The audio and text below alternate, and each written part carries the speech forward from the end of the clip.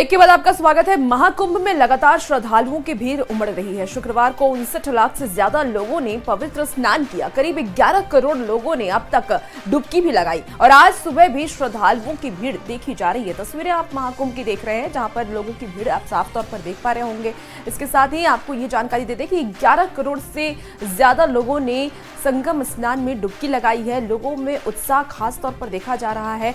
हर कोई संगम में डुबकी लगाने के लिए पहुंच रहा है। 144 वर्षों के बाद ये संयोग आया और हर कोई चाहता है कि वो जाए महाकुंभ में और संगम की डुबकी लगाए। तस्वीरें देखिए, लोगों की भीड़ साफ तौर पर देखी जा रही है। आज सुबह भी श्रद्धालुओं की भीड़ नजर आ रही है।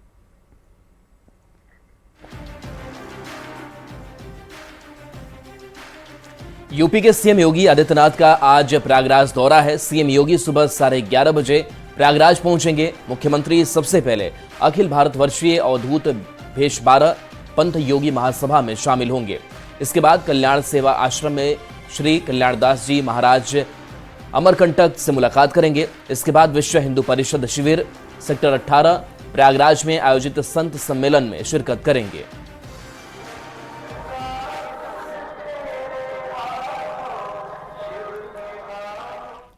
प्रयागराज महाकुंभ में विश्व हिंदू परिषद का संत सम्मेलन हो रहा है। दोपहर 2:30 बजे से विश्व हिंदू परिषद के कैंप में सम्मेलन आयोजित होगा। सीएम योगी आदित्यनाथ इस संत सम्मेलन में शामिल होंगे। उम्मीद ये की जा रही है कि सीएम योगी बड़ी घोषणा संत सम्मेलन में कर सकते हैं।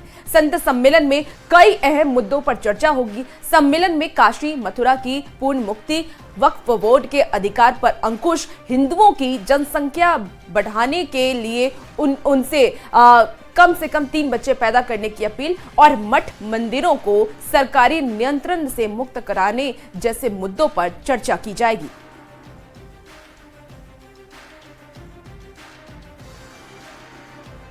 तो वीएचपी कैप महाकुंभ में 27 जनवरी को धर्म संसद का आयोजन किया जाएगा। इसमें अखिल भारतीय अखाड़ा परिषद के साथ ही देश भर के साधु संत शामिल होंगे।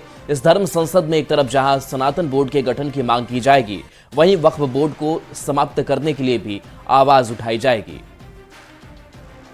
वो जो धर्म संसद होगी, सनातन बोर्ड हमको सनातनियों को लेके देना है, ये वो एकजुटता है, ये इसकी कसम है। देवकीनंदन ठाकुर ने महाकुंभ से एक बार फिर सनातन बोर्ड के गठन की मांग बुलंद कर दी है। महाकुंभ मेले में 27 जनवरी को शांति सेवा शिविर में विराट सनातन धर्म संसद होने वाली है। कथावाचक देवकीनंदन ठाकुर की अगुवाई में होने वाली विराट सनातन धर्म संसद में सनातन बोर्ड गठन के मुद्दे पर साधु संत विचार विमर्श करेंगे। धर्म संसद में 2 मुद्दों पर खास तौर पर चर्चा होनी है। पहला सनातन बोर्ड का गठन और दूसरा मुस्लिम वक्फ बोर्ड को खत्म किया जाए। 27 जनवरी को शंकराचार्य अखाड़ा परिषद, 13 अखाड़ों के प्रतिनिधि आचार्य श्री रविंद्रपुरी जी, बालकानंद जी और अवधेशानंद गिरी जी, ज्ञानानंद जी, श्री मलुक पीठ वाले महाराज जी राजेंद्र दास जी, शंकराचार्य द्वारका पीठ के शंकराचार्य और श्रृंगेरी के शंकराचार्य और भी दीदी ऋतंबरा और जितने भी बड़े बड़े साधु संत हैं, वो इस मंच पे आकर सनातन की सुरक्षा की बात कह रहे हैं। सनातन बोर्ड चाहिए, सनातन धर्म संसद सनातनियों की रक्षा है, आने वाली पीढ़ी की सुरक्षा है और अगर हम अभी भी नहीं प्राप्त कर पाए तो हमको लगेगा ये कुंभ शून्य है हम सब के लिए। वहीं मौलाना शहाबुद्दीन रजवी बरेलवी ने भी देवकीनंदन ठाकुर की मांग का समर्थन किया है। उनका कहना है कि वक्फ बोर्ड की तरह सनातन बोर्ड का गठन होना चाहिए ताकि गरीबों और मजलूम हिंदुओं की मदद की जा सके। सनातन बोर्ड भी गरीब बेसहारा लोगों के लिए मददगार साबित होगा। इस तरह की जो भी धर्म संसद हो, वो धर्म संसद सनातन बोर्ड बनने के लिए हो तो हमें कोई एतराज नहीं है, लेकिन उसमें वक्फ बोर्ड की मुखालफत हो, उसमें मुसलमानों की मुखालफत हो, उसमें किसी तरह से हिंदू मुसलमान करने की बात हो, तो ये बिल्कुल देश को स्वीकार्य नहीं है। सरकार को इस पर एक्शन लेना चाहिए और इस तरह की धर्म संसद देश में नहीं होनी चाहिए, जिससे हिंदू मुसलमान नफरत फैले। महाकुंभ में जहां 27 जनवरी को धर्म संसद होने वाली है, वहीं समाजवादी पार्टी के अध्यक्ष अखिलेश यादव भी महाकुंभ पर बयानबाजी करते रहते हैं। सीएम योगी का अपनी कैबिनेट के साथ संगम स्नान पर उन्होंने दावा किया कि उनकी पार्टी बीजेपी की तरह दिखावा नहीं करती। उनके कई नेताओं ने महाकुंभ में स्नान किया होगा, लेकिन किसी ने तस्वीर सोशल मीडिया पर नहीं डाली। समाजवादी पार्टी के लोग मन से और आस्था है उनको, हम में से बहुत सारे लोग हैं जो गंगा स्नान कराए होंगे, उन्होंने तस्वीर भी नहीं डाली होगी, कहीं भी ना आपको बताया होगा। भारतीय अखाड़ा परिषद के अध्यक्ष महंत रविंद्र पुरी और आनंद अखाड़े के आचार्य महामंडलेश्वर बालकानंद गिरी महाराज के साथ कथावाचक देवकी नंदन ठाकुर ने धर्म संसद को लेकर एकजुटता का आह्वान किया है। उन्होंने साफ कर दिया है कि धर्म संसद में सनातन बोर्ड के गठन का मुद्दा उनकी पहली प्राथमिकता है। तमाम जो संत महात्मा हैं वो धर्म संसद को लेकर यहाँ पर चर्चा करेंगे और इसके बाद इसका प्रारूप सरकार को भेजा जाएगा। खासतौर पर इसमें जो बांग्लादेश में हिंदू प्रताड़ित किए जा रहे हैं उनके भी मुद्दे पर चर्चा होगी और जो यहाँ पर विदेशी घुसपैठिए हैं, बांग्लादेशी घुसपैठिए हैं, उनको भी देश से बाहर निकाले जाने पर चर्चा होगी। और ये पूरी धर्म संसद जो है कथावाचक देवकी नंदन ठाकुर की अगुवाई में की जाएगी। कैमरामैन हरीश साथ सर्वेश दुबे, न्यूज़ 18 प्रयागराज। बॉलीवुड अभिनेत्री ममता कुलकर्णी किन्नर अखाड़ा की महामंडलेश्वर बन गई हैं। उन्होंने शुक्रवार को प्रयागराज में संगम तट पर पिंडदान किया। पट्टाभिषेक के जरिए उन्हें महामंडलेश्वर की उपाधि दी गई। अब वो यमाई ममता नंदगिरी कहलाएंगी।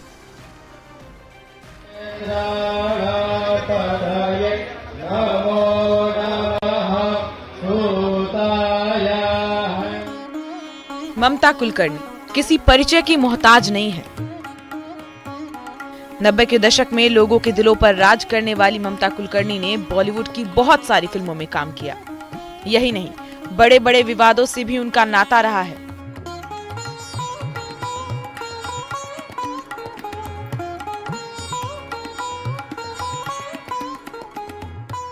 लंबे समय से फिल्मों से दूरी और भारत से दूर रही ममता कुलकर्णी ने संन्यास धारण कर लिया है। उन्होंने महाकुंभ में किन्नर अखाड़े से दीक्षा प्राप्त की और अब वो किन्नर अखाड़े की महामंडलेश्वर बन गई हैं। अब वो यमाई ममता नंदगिरी कहलाएंगी। आज मुझे महाशक्ति ने आदेश दिया कि मुझे ये चुनना है लक्ष्मी नारायण त्रिपाठी जी को, बिकॉज वो साक्षात अर्धनारीश्वर के स्वरूप है। और इससे बड़ी मेरे लिए क्या उपाधि हो सकती है कि एक अर्धनारीश्वर के हाथ में मेरा पट्टा अभिषेक हो रहा है। 53 साल की ममता शुक्रवार सुबह ही महाकुंभ में किन्नर अखाड़ा पहुंची थी।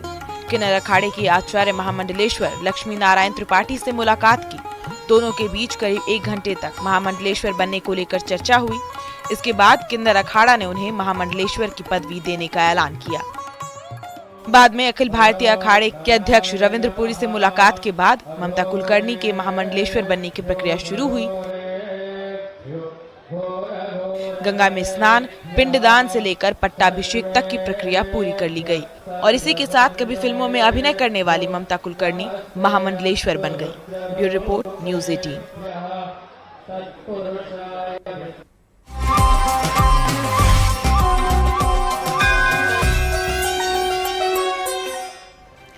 झारखंड बीजेपी को अपने प्रदेश और विधानसभा में कप्तान के चेहरे के लिए तकरीबन 3 हफ्ते का इंतजार और करना पड़ेगा। विधानसभा के 24 फरवरी से शुरू होने वाले बजट सत्र से पहले नेता प्रतिपक्ष और प्रदेश अध्यक्ष इन दोनों पदों पर मुहर लग जाएगी। इस रेस में कई चेहरे हैं, दौड़ दिल्ली तक है। ये रिपोर्ट देखिए।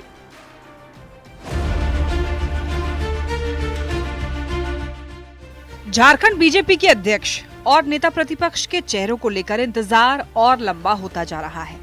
इन दोनों पदों के लिए रेस में कई चेहरे हैं, लेकिन दूसरे राज्यों में इन दोनों पदों के लिए जो जातिगत समीकरण साधे गए हैं, वही समीकरण झारखंड में भी नजर आएंगे। ऐसे में ये साफ लग रहा है कि अगर नेता प्रतिपक्ष के पद के लिए किसी एसटी चेहरे पर मुहर लगती है, तो फिर प्रदेश अध्यक्ष दूसरे वर्ग जाति का हो सकता है। जानकारी के मुताबिक 20 से 22 फरवरी के बीच इन दोनों पदों पर मुहर लग जाएगी। बिना किसी प्रकार का सामाजिक हानि पहुंचाए, राजनीतिक हानि पहुंचाए अध्यक्ष का भी फैसला हो जाएगा और विधायक दल के नेता का भी फैसला हो जाएगा। बीजेपी विधायक दल के नेता की अगर बात करें तो मुख्य रूप से 3 चेहरों का नाम सामने आ रहा है। उनमें बाबूलाल मरांडी रेस में सबसे आगे हैं।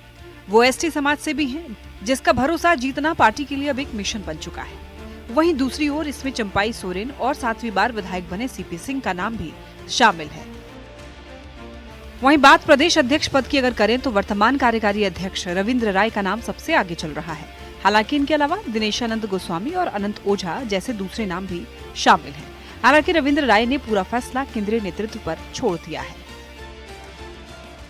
भविष्य में भी सारे विषयों को ध्यान में रखकर झारखंड की राजनीतिक सामाजिक परिस्थिति, आसपास के प्रदेशों की राजनीतिक परिस्थितियां जो एक सामाजिक समीकरण खड़ा करता है, बिहार से हमारे ताल्लुकात बढ़े हुए हैं, अगल बगल के स्टेट से मेरे संबंध बने रहते हैं। कब तक संभावना है कि इन दोनों पदों के लिए कुछ नहीं, हम ये उम्मीद करते हैं कि फरवरी तक सब कुछ क्लियर हो जाएगा। समीकरण ऐसा होगा कि सभी वर्गों को संतुष्ट करने की कोशिश की जाएगी, संतुलन नजर आएगा, लेकिन चेहरा भी क्या होगा इसमें के लिए फरवरी के लिए थोड़ा सा इंतजार करना पड़ेगा। कैमरामैन संत के साथ संजय कुमार सिन्हा, न्यूज़ 18 रांची। झारखंड में सरकारी नौकरी का मुद्दा काफी बड़ा है। इस पर बीजेपी अध्यक्ष बाबूलाल मरांडी के सोशल साइट पर पोस्ट के बाद बवाल मच गया।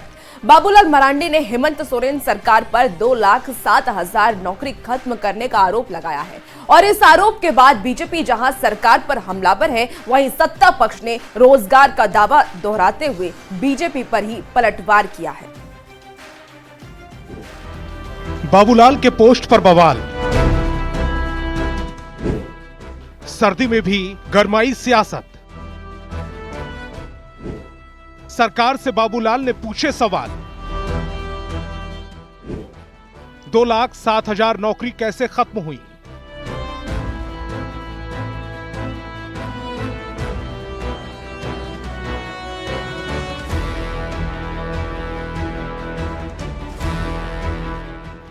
झारखंड बीजेपी अध्यक्ष बाबूलाल मरांडी के ये वो सवाल हैं जिसे लेकर राज्य की सियासत सर्दी में भी सुलगती दिख रही है। बाबूलाल मरांडी ने सोशल मीडिया एक्स पर पोस्ट डाला जिसके जरिए नौकरी घोटाले का आरोप लगाया। अपने पोस्ट में बाबूलाल मरांडी ने लिखा है, झारखंड में एक अनोखा घोटाला सामने आया है। तरह तरह के भ्रष्टाचार के लिए कुख्यात हेमंत सोरेन ने सरकारी विभागों के रिक्त पदों की संख्या में बड़ा घोटाला कर दिया। पिछले 2 सालों में रिक्त पदों की संख्या 4,66,000 से घटकर महज 1,59,000 रह गई है। यानी बिना कोई परीक्षा कराए हेमंत सोरेन 2,07,000 की नौकरी खा गए।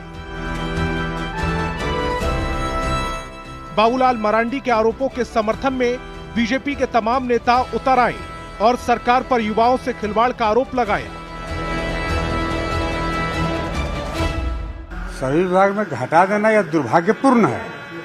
हम एक तरफ नौजवानों को रोजगार देने की बात करते हैं, नौकरी देने की बात करते हैं, और पहले से जो पोस्ट सैंक्शन है अगर उसको भी घटा देते हैं, मतलब कहीं न कहीं यह नौजवानों के साथ धोखा होगा। कहीं भी दिखेगा सब अनुबंध के आधार पर है, आउटसोर्सिंग के आधार पर है, डेली वेजेज पर है। सरकार कभी इन वैकेंसियों को भरने का काम नहीं करती है, जो गलत है। बाबूलाल मरांडी के आरोप के बाद सत्ता पक्ष के नेता भी पलटवार करने लग गए। आरजेडी ने दावा किया है कि सरकार नौकरी को लेकर गंभीर है, तो जेएमएम ने भी आरोपों को लेकर बाबूलाल पर तंज कस दिया। माननीय मुख्यमंत्री महोदय से भी हम लोग बात करते रहते हैं। इस पर जितना बेरोजगार युवक है उसको रोजगार कैसे मिले, इसके लिए हम लोग बात करेंगे और उनको रोजगार दिया जाएगा। घोटाला देखिए विपक्ष कर रहे हैं तो उसको क्या किया जाए। जब तक वो शासन में, जब से सरकार बनी, जब से झारखंड का राज्य बना, तब से लगातार 3-4 टर्मों तक बोल रहे, उस वक्त उनको नौकरियां नजर नहीं आई। चुनाव में मिली हार के बाद बीजेपी हर वो मुद्दा उठा रही है जो जन सरोकार से जुड़ा है। इसमें नौकरी और युवा वर्ग का मुद्दा प्रमुख है। महागठबंधन के चुनावी वादों में भी प्रमुख था। सत्ता पक्ष की ओर से भी आरोपों पर सफाई का दौर जारी है, लेकिन इन सब के बीच पिस रहा है युवा वर्ग जो नौकरी की आस लगाए बैठा है। रांची से न्यूज़ 18 के लिए निरंजन सिंह के साथ ब्यूरो रिपोर्ट। अफीम की खेती करने वालों की खैर नहीं, इसी सूत्र वाक्य पर झारखंड में पुलिस का एक्शन जारी है। हजारीबाग से लेकर खूंटी तक पुलिस की कार्रवाई से अफीम माफिया में हड़कंप है। अब तक इस अभियान में हजारों एकड़ जमीन में अफीम की खेती नष्ट की जा चुकी है। साथ ही जागरूकता अभियान के जरिए भी लोगों को इसकी खेती के नुकसान समझाए जा रहे हैं। ये रिपोर्ट देखिए।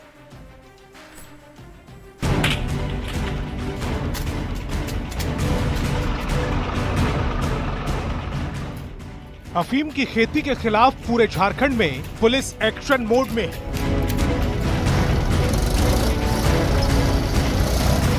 अभियान जारी है, जहां भी अफीम की खेती पाई जा रही है वहां से नष्ट किया जा रहा है। हजारीबाग पश्चिमी वन प्रमंडल में चतरा के कई इलाकों में 100 एकड़ से ज्यादा पोस्ता की खेती नष्ट की गई। एसपी ने साफ कर दिया है कि अफीम की खेती करने वालों पर पुलिस का डंडा लगातार चलता रहेगा। डीजी स्तर से और सरकार की तरफ से भी है कि कहीं भी अफीम की खेती नहीं है पूरे झारखंड में। तो हमारे यहाँ एक चौपारण क्षेत्र है जहाँ की संभावनाएं हैं कि वहाँ खेती होती है और हुई भी है, उसको हम लोग विनष्टीकरण का काम कर रहे हैं। हजारीबाग वन विभाग और पुलिस की संयुक्त कार्रवाई में करीब 100 एकड़ से अधिक क्षेत्र में लगी अफीम की फसल को नष्ट किया गया। वन विभाग की इसमें बड़ी भूमिका है और एसीएफ की माने तो कर्मचारियों की कमी के बाद भी काम में कोई कोताही नहीं हो रही। पहले जो है स्टाफ पूरा रहता था तो हर पीएफ के लिए अलग अलग मनरक्षी होते थे, तो उसकी सूचना तुरंत प्राप्त हो जाती थी और कोई भी अवैध कार्य होता था तो त्वरित कार्रवाई कर दी जाती थी। लेकिन अभी जो है उसको विलम्ब से प्राप्त होता है। यही कारण है कि अफीम की खेती जंगल में होती है, लेकिन जैसे ही हम लोग को पता चलता है तो त्वरित कार्रवाई करते हुए नष्ट करने का कार्य किया जाता है। हजारीबाग के साथ ही खूंटी में भी अफीम की अवैध खेती पर पुलिस का डंडा चला। सुरंदा गांव में 6 एकड़ में की गई खेती को नष्ट किया गया। आंकड़ों पर गौर करें तो 3 महीने में 1500 एकड़ जमीन को अफीम की खेती से मुक्त कराया जा चुका है। साथ ही अभियान चलाकर लोगों को जागरूक भी किया जा रहा है। खूंटी जिला में अफीम का उत्पादन जो है वो बड़े इलाके में होता है और इसको लेकर पिछले 3 महीने से हम लोग जागरूकता अभियान लगातार चला रहे थे। 70 से अधिक गांवों में हम लोगों ने ग्राम सभा भी किया जिसमें ग्राम के प्रतिनिधि भी उपस्थित थे। और ये अभियान चलाने के बाद अभी क्योंकि प्रोडक्शन का सीजन आ गया है तो दिसंबर माह से हम लोगों ने डिस्ट्रक्शन लगातार शुरू कर दिया है, जिसके लिए ट्रैक्टर और जो बल है उसका भी इस्तेमाल किया जा रहा है। अफीम एक दीमक की तरह है जो युवा वर्ग के साथ ही समाज की जड़ों को भी खोखला कर देता है। पुलिस की कार्रवाई काबिले तारीफ है और ये पुलिस के अभियान का ही असर है कि बड़े इलाके में लोग अब अफीम की खेती से तौबा भी कर रहे हैं। न्यूज़ 18 भी हर एक दर्शक से अपील करता है कि जहां भी अफीम की खेती की सूचना मिले उसकी जानकारी वन विभाग और पुलिस विभाग को जरूर दें ताकि समाज सुरक्षित रह सके। न्यूज़ 18 के लिए हजारीबाग से सुशांत सोनी के साथ खूंटी से शैलेश कुमार की रिपोर्ट। और इसी बीच मुजफ्फरपुर से बड़ी खबर आ रही है जहां करीब 6 करोड़ की ड्रग्स को नष्ट कर दिया गया है। पटना से पहुंची टीम ने ये कार्रवाई की है। नारकोटिक्स कंट्रोल ब्यूरो का एक्शन जारी है। भट्टी में जलाकर ये नष्ट किया गया है। 1100 किलो ड्रग्स का निपटारा किया गया है। मुजफ्फरपुर ड्रग्स डिस्पोजल सेंटर पर यह कार्रवाई की गई। एनसीबी के जोनल डायरेक्टर बिहार झारखंड के सामने ये कार्रवाई हुई है। तो बड़ी खबर आपको मुजफ्फरपुर से बता रहे हैं जहां नारकोटिक्स की ये बड़ी कार्रवाई हुई है। करीब 6 करोड़ की ड्रग्स को नष्ट कर दिया गया है।